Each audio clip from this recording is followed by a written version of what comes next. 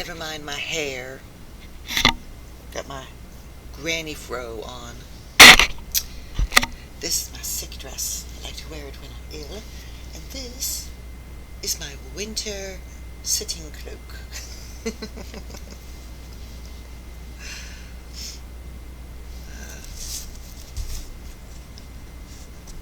So let's begin. Minding Mind, Chapter 9, Part 9. Huge. Absorption in the Treasury of Light.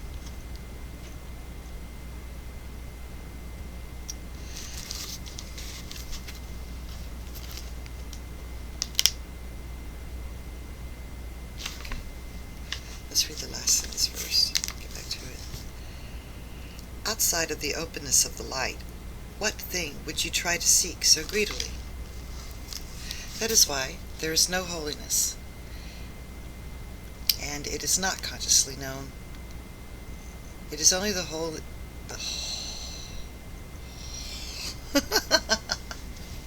I should start over.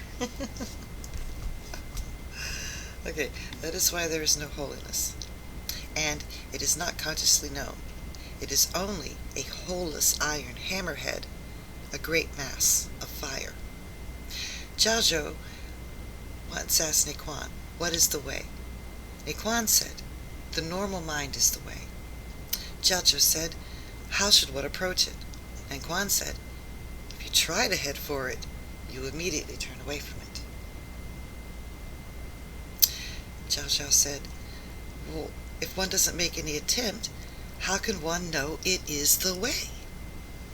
Niquan said, "The way is not in the domain of knowledge, yet not in the domain of unknowing. Knowledge is false consciousness. Unknowing is indifference. If you really arrive at the effortless way, without a doubt, you are as empty and open as space. How can you insist on affirmation or denial?" This is why the ancients, pitying those whose approach is mistaken, because it is contrived based on cultivated power, painstakingly guide them by saying, "The way cannot be attained by the conscious mind, nor can it be attained by mindlessness. It cannot be communicated by words, nor can it be reached by silence. As soon as you get involved in deliberation, you're 10 million stages away." People,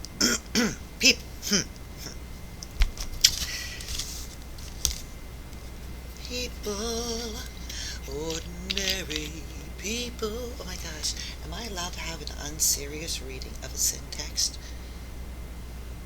for my non-existent, nor not non-existent, nor existent audience? Alright, sorry about that, guys. I'm in a real good mood. I feel happy and healthy. And my voice isn't with me, but it was time to read. So, alright. That was unpleasant. Alright. Oh, by the way, see that?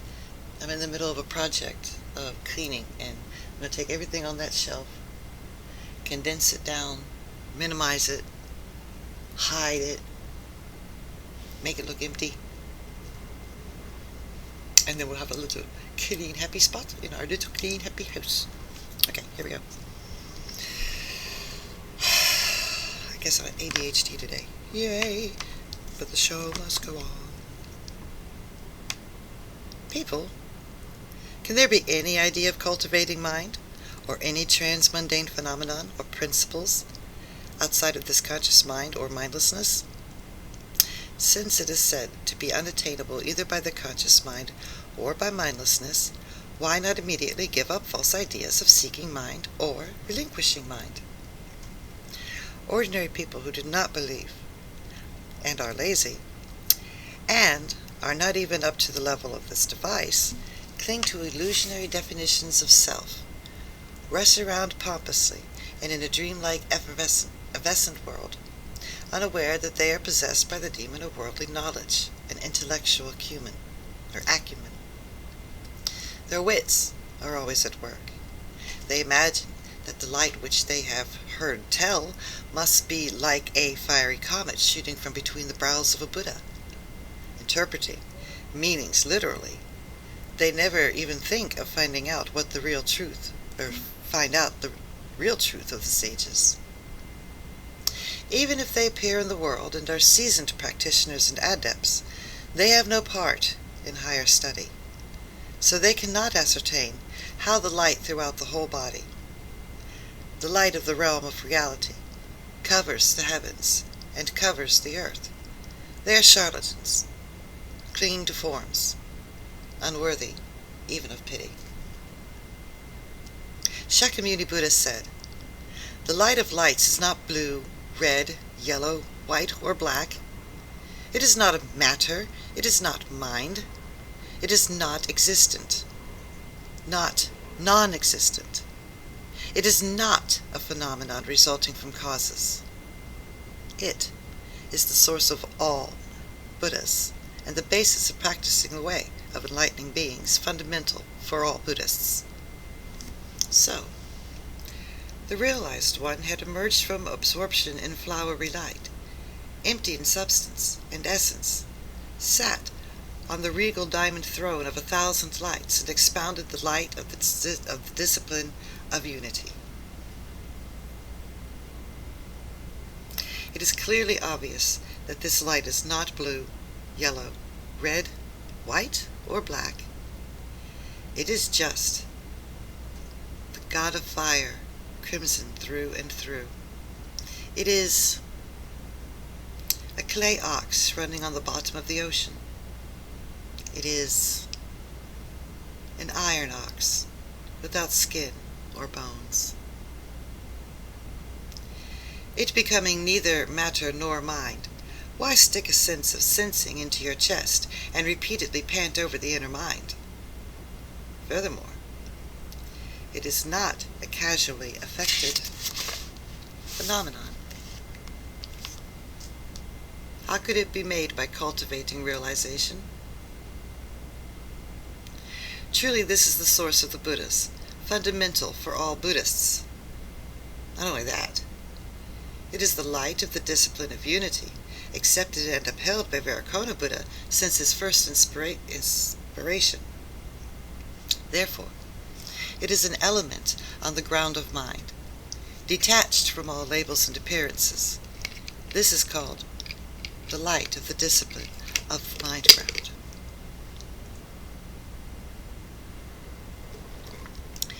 Shakyamuni Buddha said, "If people who expound the teachings stay alone in deserted places, where there is utter silence and no sound of human voices, and read and recite this scripture, I will then manifest for them the body of pure clear light.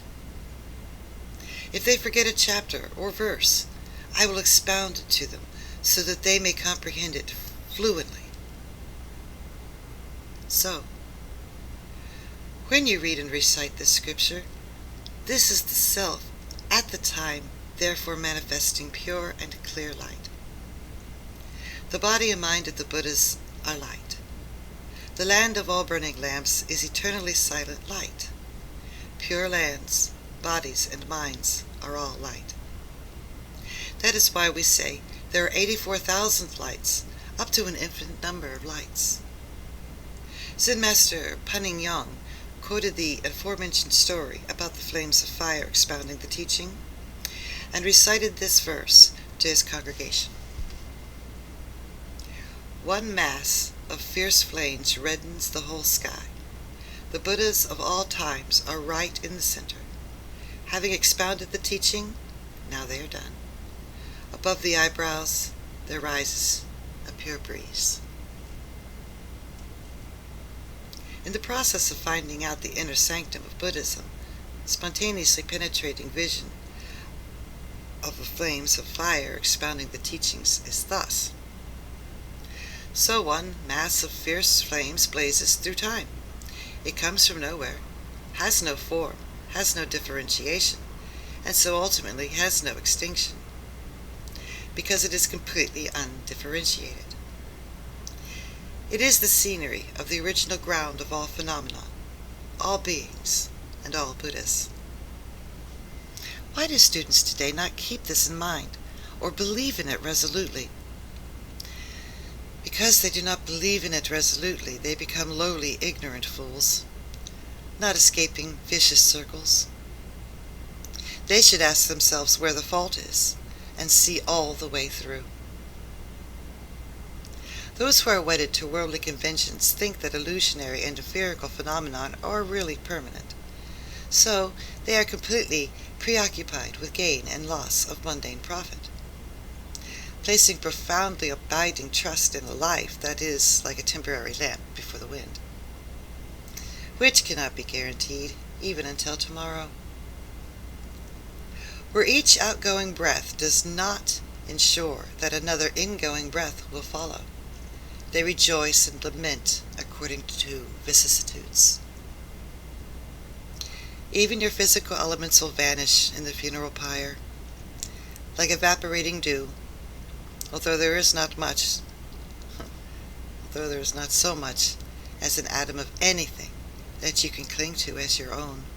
You spend your life taking it easy, as if you were the master of yourself, or as if you were master of yourself.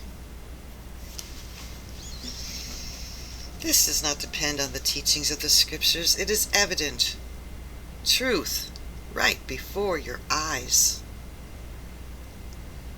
Since it is a mass of roaring flames, therefore the Buddhas of all times are also herein, and so are all beings in all forms of life also herein.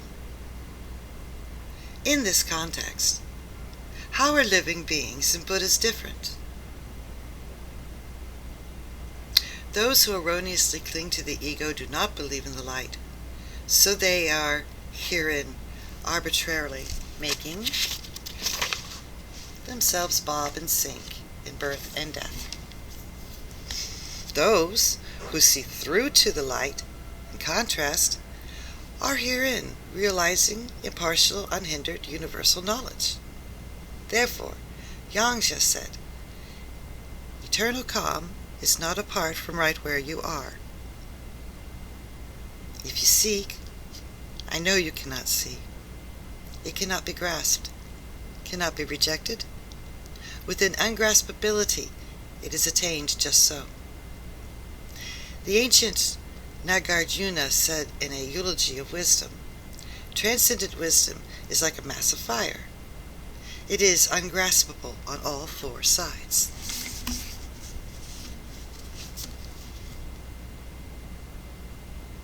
Then she speaks of four sides, of four environments, I believe. So look into the word sides, a wee spot deeper. But you don't have to turn it into myriads. Okay?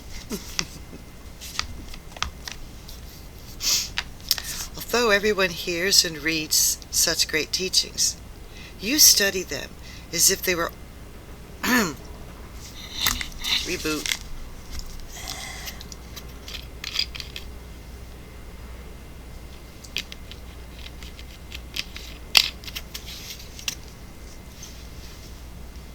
Trying to cut back on my smoking, because we know that smoking is bad for the body. And like,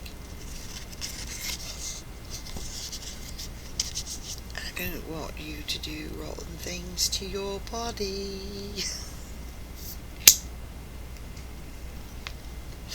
Therefore, hopefully my granddaughter, therefore I will try to quit smoking. I'm working on it. I need to do another coffee talk soon.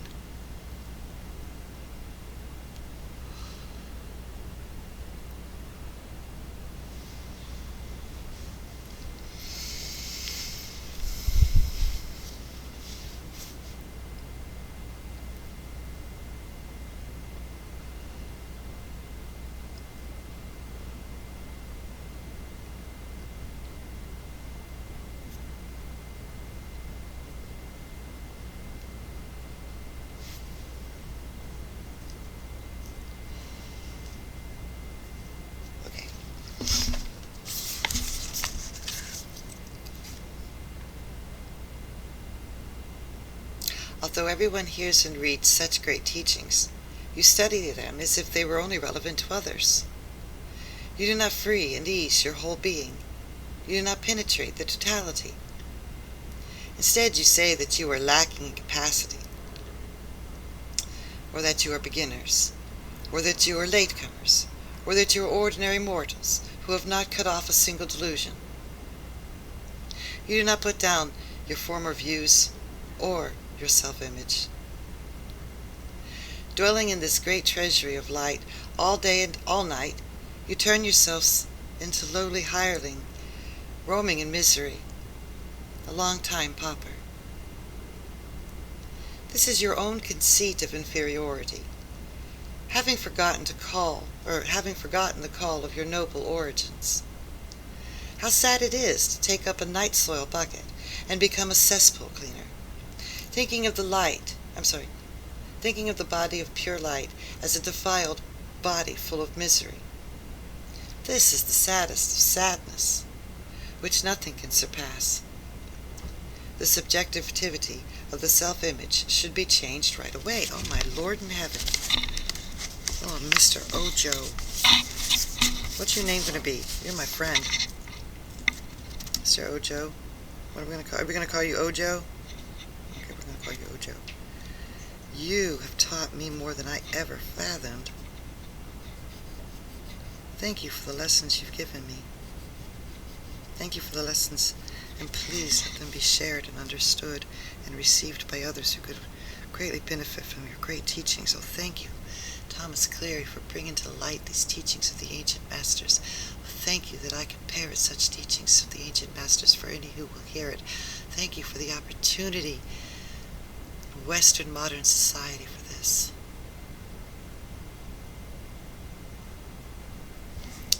Oji. Ejo. Eju. Eju. Eju is the one for you, yeah. Eju. He had a lot of psychological understanding, baby. Okay, here we go.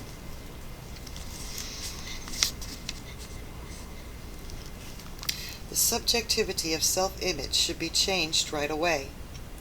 Even if you talk about the major and the minor teachings, the provisional and the true teachings, the phenomenon and principles of the esoteric and esoteric teachings, and the subtle messages of the 5 houses and 7 schools of Zen. As long as you retain your self-image, you wind up in birth and death. This is why it is said that if you interpret reality by means of the mind of birth and death, then reality will become birth and death. The idea of the self, the idea of a person, the idea of a being, and the idea of a life are self-image. The idea of a physical body, prejudiced views, false views, and fixated views are self-image. Even the countless subtle veils of ignorance between standard enlightenment and sublime enlightenment are self-image.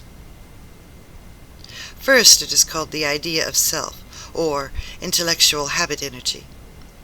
Even attachment to principle, traces of enlightenment, and the view of equanimity are all different names varying according to the degree and seriousness of self-image.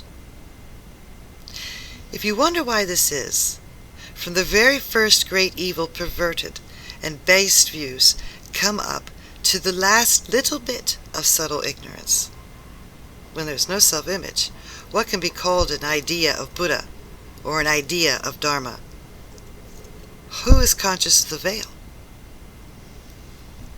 For this reason, Zen Master Dogen said, first you should be done with the ego. If you want to be done with the ego, you should contemplate impermanence. This is the direct instruction from a heart of consummate magnanimity and perfect sincerity. The teaching on pacifying the mind by the great teacher of Shaolin says, Why do people of the world fail to attain enlightenment in spite of all their studies? They do not attain enlightenment because they are self-conscious. Fully developed people do not worry in miserable situations and do not rejoice in pleasant situations. This is because they are not self-conscious. A verse by an ancient illuminate says, Buddhas do not see themselves. Wisdom is Buddha. If you really have wisdom, there is no other Buddha. The wise know the emptiness of the obstructions of sin, equanimous. They have no fear of life and death.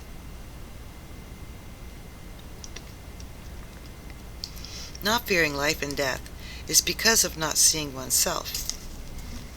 Not seeing oneself means not being self-conscious, not having a self-image. The light of the great wisdom is thus impersonal, so the verse says that wisdom is Buddha. In spite of this, you think that it is a matter of loving the transitory body, which is like dew on the grass, like a floating bubble. When it comes to the great light that is your real body, you think it is an irrelevant discussion and suppose that there must be something more grandiose. Thus, you waste your time talking about political conditions and the states of pious donations, without any stable practice reflecting consideration of how this idly passing life will end up. If you have any attainment of faith or practice within this treasury of light, why would it only be your own personal liberation? Requiting the four depths above, providing sustenance for those who are in the three realms of being below, mountains, rivers, earth, your own body and others' bodies, are all the light of suchness illuminating everywhere endlessly. Great Master Khalsan said in a verse, The essence of awareness, round and bright, the body without form. Do not force distance or closeness in knowledge and opinion. When thoughts differ, they obscure the mystic being. When mind diverges, it does not choose the it is not close to the path. When feelings distinguish myriad things, you sink into objects before you. When consciousness reflects many things, you lose the original reality. If you understand completely what is in these lines, clearly you are trouble-free, as you were of yore. Yore means old, long time ago. This is a direct indication, a direct explanation within the Treasury of Light, which furthermore gives directions for subtle cultivation of fundamental realization. It does not matter whether you are a monk or a lay person, whether you are a beginner or experienced. It makes no difference whether you are sharp or dull, how much learning or knowledge you have. This just points directly at the formless body of the essence of awareness, round and bright, which is utterly unique and unmatched. The essence of awareness is the Buddha nature. Round brightness is a great light. It is the formless, silent light of your present illusionary body. Therefore, an ancient worthy said, The whole body has no form. The whole world does not hide it. If you do not understand still, then just let me ask you this. Shattering your whole body and burning up your skin, flesh, bones, marrow, bring me one thing. At precisely such a time, the living beings and Buddhas of past, present, the ordinary mortals and sages of the free realms, myriad forms and appearances, are all without exception the formless body. Master Lin Chi said, The physical elements are not able to expound the teaching or listen to the truth. Your spleen, your stomach, your liver, and gallbladder are not able to expound the truth or listen to the truth. Space is not able to expound the truth or listen to the truth. So what can expound the truth and listen to the truth? This independent spiritual light listening to the truth is the formless body. The ancient temporarily gave it a name for the sake of other people, calling it the independent wayfarer listening to the truth. Having spoke of the round and bright, formless body of the essence of awareness, everything has been explained in one line. Out of kindness, the Master goes on to speak of subtle cultivation, saying not to force distance or closeness in knowledge and opinion. Those who are close to false teachers learn only opinions and interpretations, claiming to have attained Zen beyond the Buddhas and the patriarchs by means of empowerment through study, claiming to be beyond knowledge and perception of all others, claiming to be closer to the Zen potential than anyone else.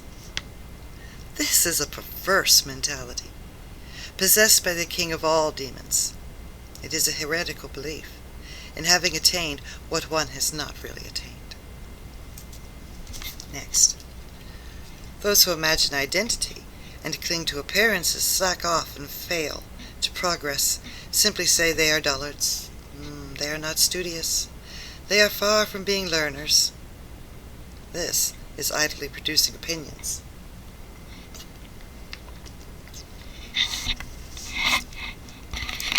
The arising of these two kinds of view, hating and loving, judging right and wrong, turns into intellectual and emotional feelings and thoughts. Therefore, Cao Shan cuts in two with one sword stroke, saying, when thoughts differ, they obscure the mystic being. When mind diverges, it is not close to the path.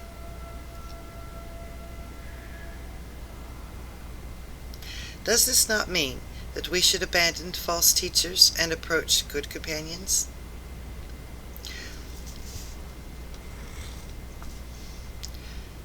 Though the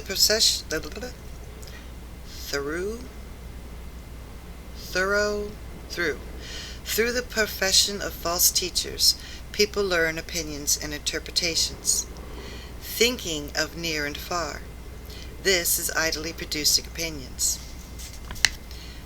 This path and the mystic being are the sun face and moon face of the light, essence of awareness. Nevertheless, from within this light a single unaware thought arises, and the errant mind increases false imaginings. These are floating clouds, blocking the round and bright moon of the mind. This is why the verse says, it is not close to the path.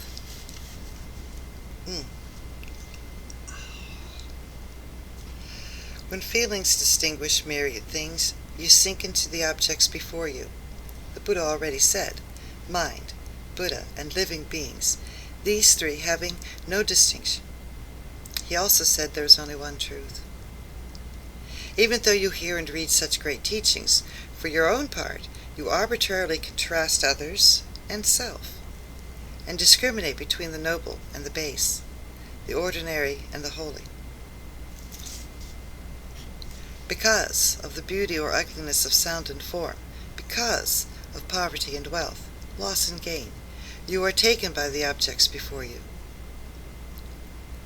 This is brought about by your reliance on intellectual views, by pride and disbelief affecting practice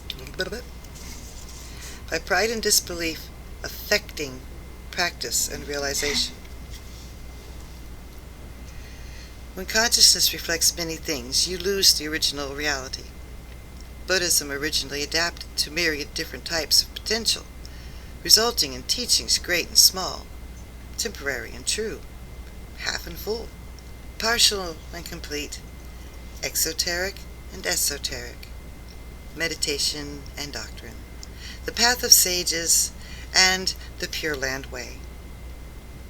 It is not that there are not many facets to Buddhism, but if you cling to them intellectually, after all, you lose the original reality. If you understand completely what is in these lines, clearly you are trouble-free, as you were of yore. The way you were of yore means that there's no fabricated effort to cultivate realization.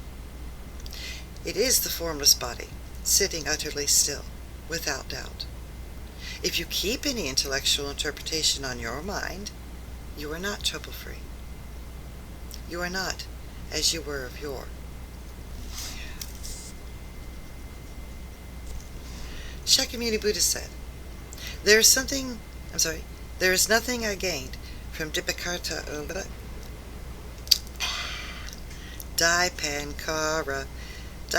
Buddha to realize supreme and perfect enlightenment. There's nothing. This is an expression of a meeting between Dipankara Buddha. It is one statement that transcends millions. The light of this nothing gained should be studied.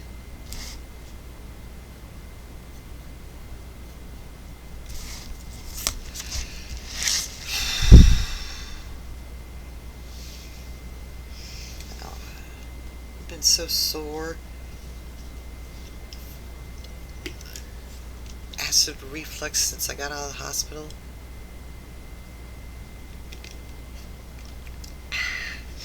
We're going to call this with casual outtakes.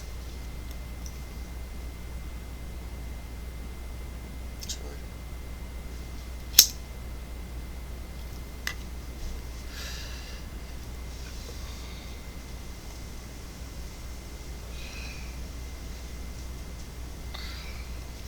It'd be almost like you were sitting here with me while we did this.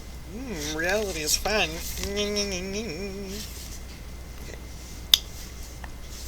Nowadays, those who shave their heads and wear black as latter-day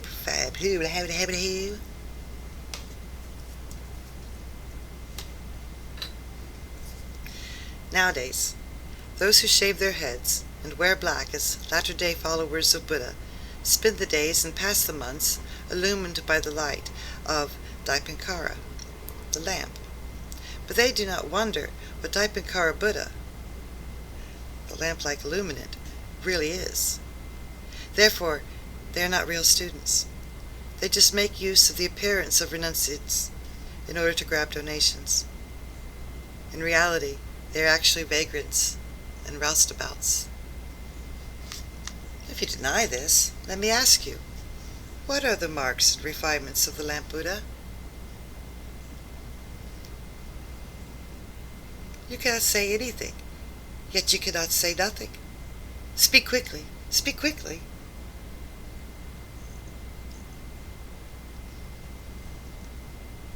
How sad you only learn of the lamp Buddha as an illuminant of the past, and do not know that the lamp Buddha shines throughout all time. How then could you believe that it is a teaching, and attaining nirvana in your nostrils, in your eyes?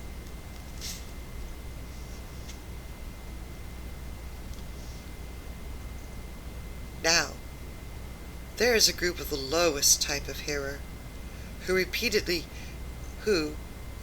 weary of life and death, hurriedly seek nirvana, arousing their determination on the basis of the idea of something really existing and something being attained, adding religious greed on top of selfish conceit.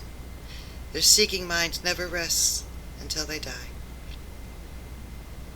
Teachers without perception praise them as good people of faith, so they take pride in egotistical clinging and possessiveness as a diligent spiritual practice, eventually turning into ghouls. To begin with, the Buddhist study of perpetual energy and the pure transmission of the immutable radiant concentration is not like your erroneous concentration, which approaches cultivation and realization as 2 stages, and seeks intellectual understanding. Master Baizag said, "The spiritual light shines alone, utterly free of senses and objects. The essence manifests real and eternal. It is not confined to writings." The nature of mind is undefiled, originally complete, and perfect in itself.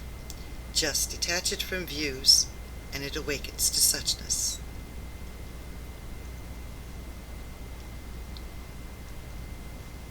This spiritual light is unbroken from the infinite past through the infinite future. It is called perceptual energy, utterly free of the senses and objects. The essence manifests real and eternal.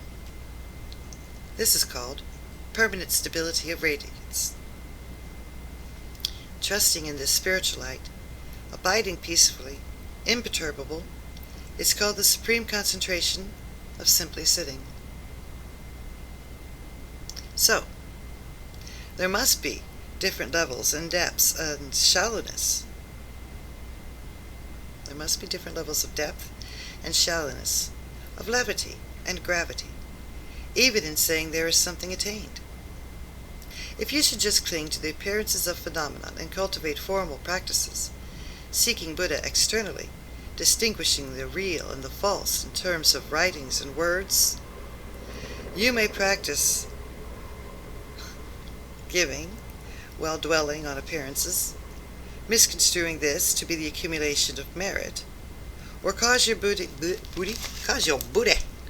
and mind pain for the sake of annihilating sin and producing virtue, simply taking pride in this as diligence. This is not called attaining something. Even if you put aside pen and ink, abstain from social relations, sit alone in an empty valley, live off the fruits of the trees, and clothe yourselves with grasses, and sit in all the time without lying down, in your mind, you are trying to stop movement and return to stillness. Cut off illusion completely, dwell on the absolute truth, reject samsara and grasp nirvana, despising the one and loving the other. All of this is possessiveness. For this reason, the great teacher Yongja said, if you abandon existence and cling to emptiness, your sickness is still there. This is like plunging into a fire to avoid drowning. If you reject imagination to grasp truth, the grasping and rejecting mind produces clever falsehoods. Most true. Most true.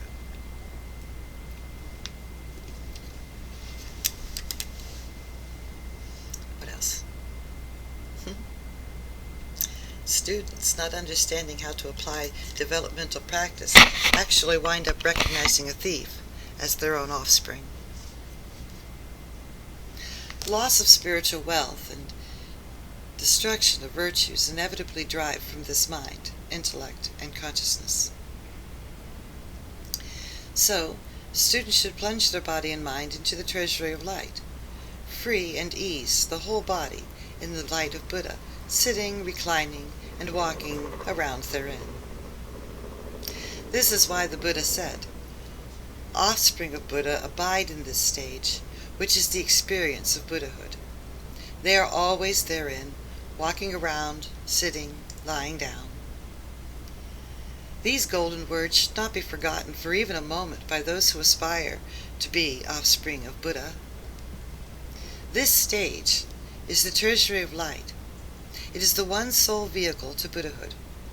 Do not let a single thought turning away from enlightenment to merge with the material objects transform this experience of Buddhahood into the experience of animality or ghosthood.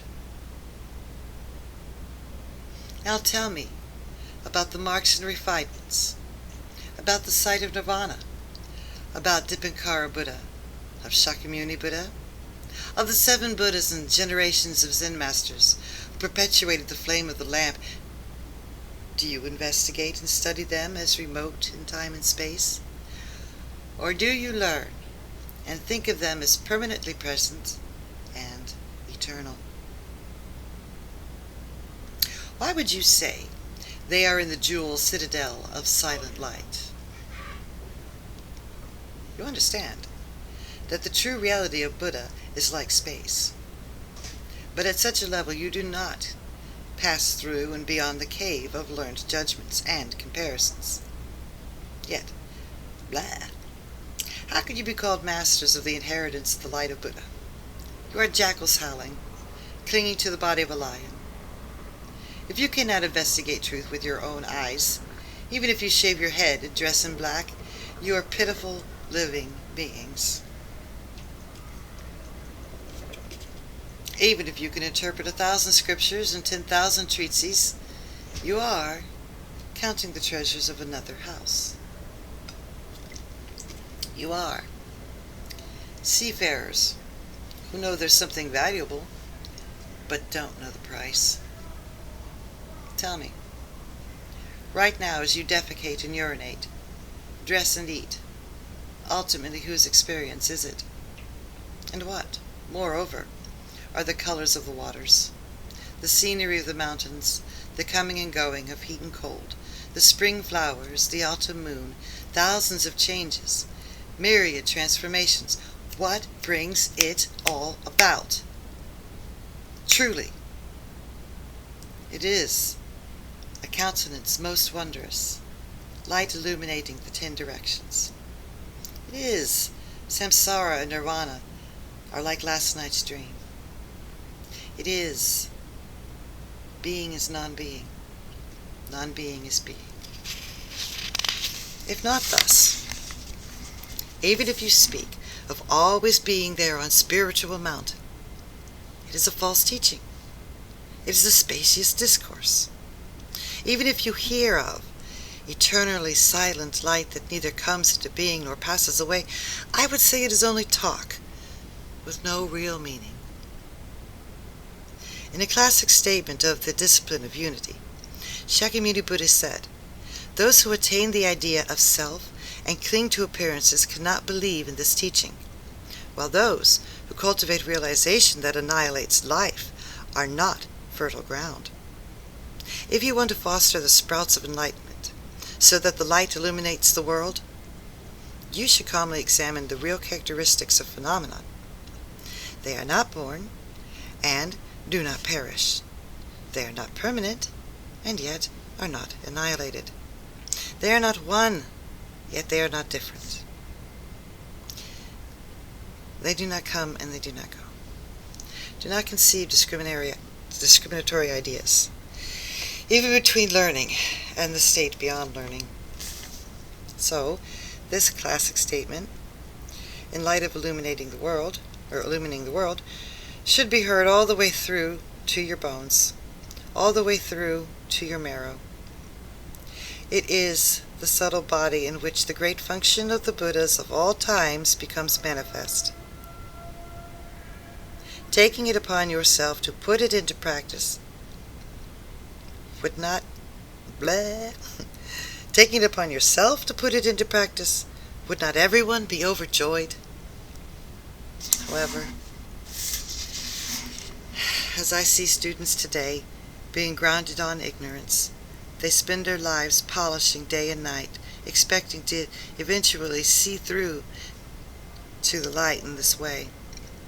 And then again, some try to see this radiant pure light by practicing meditation to get rid of random thoughts flying around, repeatedly trying to beat out the flaming fires, hoping to see the eternally silent light thereby. If you think the total non-arisement of thought to be right, then are wood, stones, and clods of earth right? All of you are the lowest kind of hearer, who drowns while trying to avoid being burned. How foolish! Clinging to the sitting of the two vehicles and the inclinations of ordinary people, you want to realize supreme universal enlightenment. There is nothing more stupid and perverse. For this reason it is said, "Those on the two vehicles may be diligent, but lack the spirit of enlightenment. Outsiders may be intellectually brilliant, but they lack wisdom. Ignorant and the stupid, petty and fearful, they think there's something real in an empty fist." To cultivate the mind or seek the mind in this manner is to be obstructed by calculating and figuring, burying the inherently perfect light. Not only that, It repudiates the true teaching of the Buddha and makes for uninterrupted hell. Furthermore, countless abbots of monasteries from the 6th century even up until now have been mere ignoramuses, deficient in wisdom, taking in the unseeing masses of egotistical and possessive people. Can we not pity them? Can we not feel sorry for them? Even those who from the time to time emerge from that nest to see spirits and ghosts, their thieving mind is not dead yet. Some of them may wrongly give definitive approval to a temporary surge of energy, or it may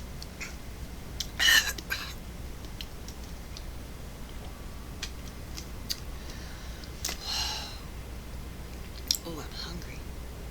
Ooh, it's food time. I'm gonna have yummy food, yummy food, yes, Sue, I'm gonna have yummy food. I cooked it last night. Okay, shh. This is a long read, man. Holy flarka sharka.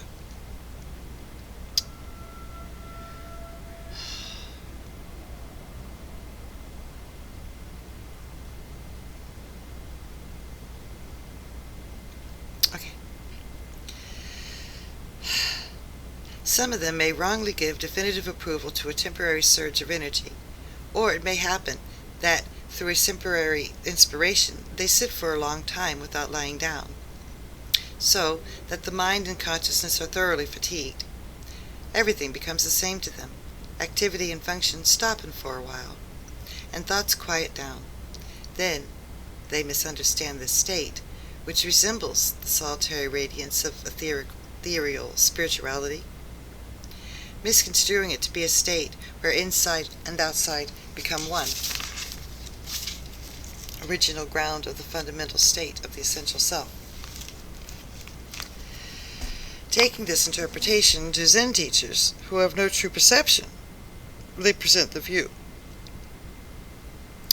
Since the teachers have no eyes to perceive people, therefore they go along with the words of those who come to them, giving them worthless approval, so that they call themselves graduate Zen monks. Countless followers of the way with shallow consciousness and little learning fall into this position.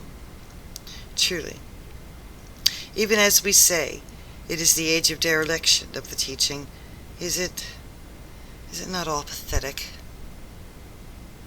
I humbly say to people who are real seekers, who have the same aspiration, do not cling to one device or one state. Do not rely on intellectual understanding or brilliance. Do not carry around what you learn by sitting. Plunging body and mind into the great treasury of light without looking back.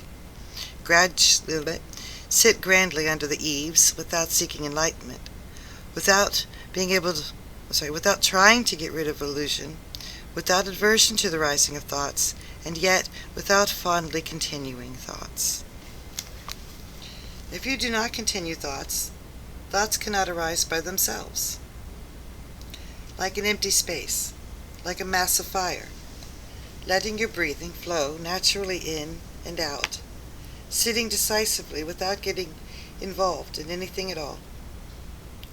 Even if the 84,000 random thoughts arise and disappear, as long as the individual does not get involved in them, but lets go of them, then each thought will become the light of spiritual power of wisdom.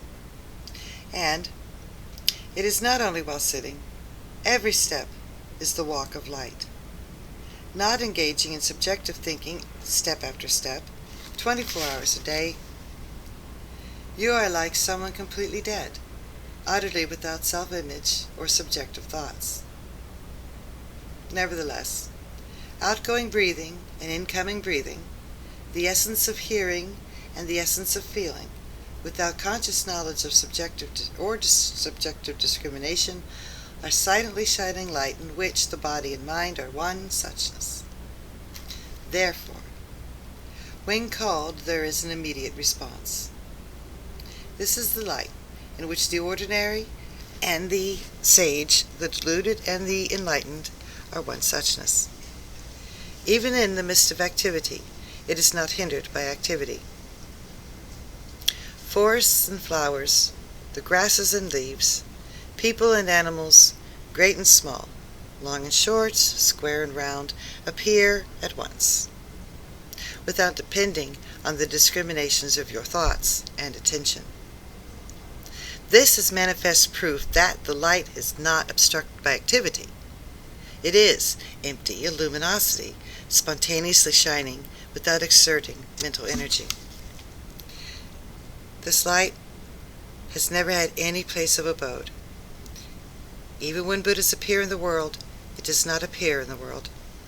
Even when they enter nirvana, it does not enter nirvana.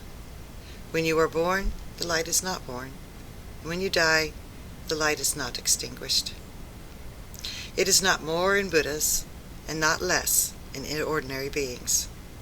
It is not lost in confusion, not awakened by enlightenment.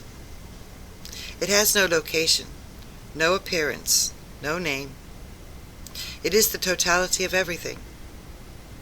Cannot be grasped, cannot be rejected, cannot be attained.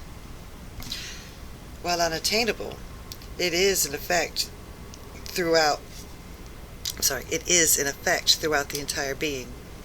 From the highest heaven above to the lowest of hells, it is thus completely clear, a wondrously inconceivable spiritual light.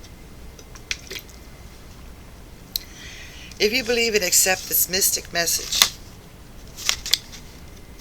you do not need to ask anyone else whether it is true or false. It'll be like meeting your own father in the middle of town. Do not petition other teachers for a seal of approval, and do not be eager to be given prediction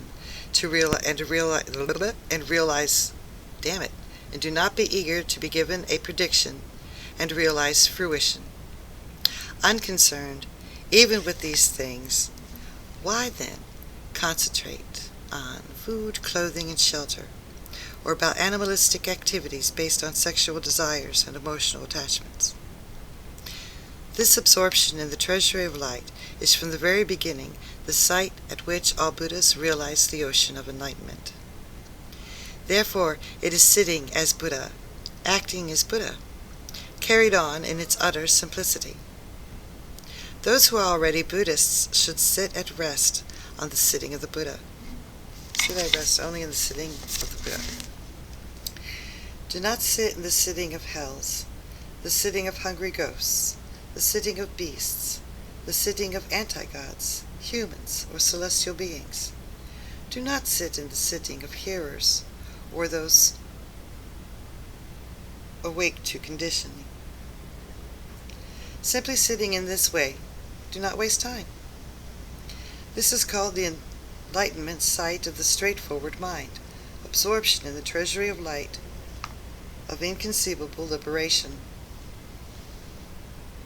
This essay should not be shown to anyone but people who are in the school and have entered the room. My only concern is that there should be no false and bias in whether one's practice.